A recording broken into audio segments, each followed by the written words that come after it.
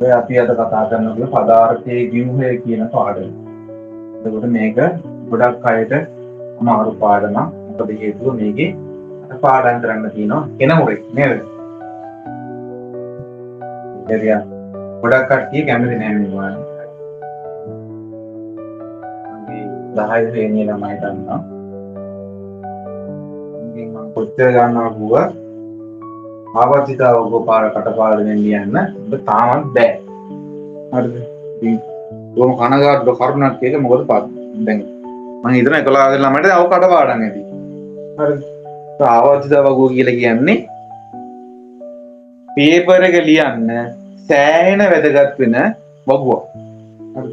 ඒක අපිට පේපර් එකේ අපේ තියෙන තමයි පේපර් එක print කරලා දෙන්නේ නැහැ. මොකද හේතුව අපිට මූලද්‍රව්‍ය 20ක් ගැන විතරයි ඒකෙදි කතා කරන්න තියෙන්නේ. අපි කතා කරන්නේ ඒ 20 ගැන තමයි වැඩි හරියක් කතා කරන්නේ. හරිද? එතකොට ඒක නිසා මේක මේ print කරලා දෙන්නේ නැහැ. ඒක කටපාඩම් කරගන්න එක තමයි ඕගොල්ලන්ගෙන් බලන්නේ. මොකද ආවර්තීය විචලන අහනවා. ඊට පස්සේ මේ වයි සම්මුතිය අහනවා. ඊට පස්සේ හරි නිවැරදි රසායනික සූත්‍ර ලිවීම සම්බන්ධයෙන් අහනවා. ඒක ඔය ටික කරන්න නම් අපිට සිද්ධ වෙනවා ආවර්තිතාවක කටපාඩම් කරගන්න.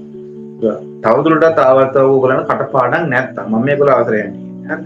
ඒකල අවසර ළමයින්ට කියන්නේ ආවර්තිතාවක තවදුරටත් කටපාඩම් නැත්තම්.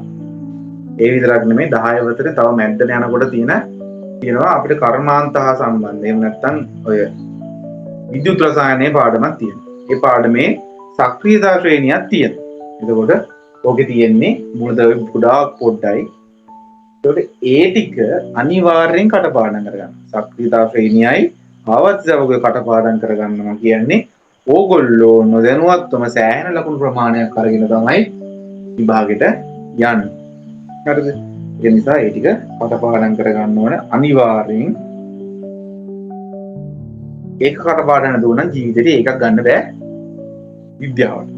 හරිද? ඒ රසායන විද්‍යාව ප්‍රශ්න කොහෙන් කොහම වුවත් ගොඩාක් දුරට. හරිද?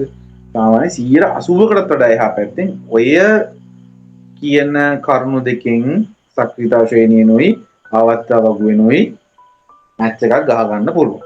හරිද? අපි පදාර්ථයේ view එක ගැන කතා කරමු. පදාර්ථයේ view එක ගැන කතා කරද්දී දැන් ඇත්තටම අපි